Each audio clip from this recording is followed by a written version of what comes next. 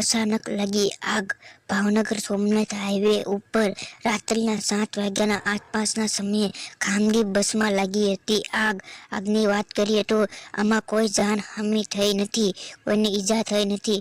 આ રાત્રિના 7 વાગ્યાના સમયે કોઈ કારણોસર બસમાં આગ લાગી અને સ્થાનિક લોકો પાસેથી જાણવા મળેલી વિગત, આ બસમાં કોઈ જાનહાનિ થઈ નથી.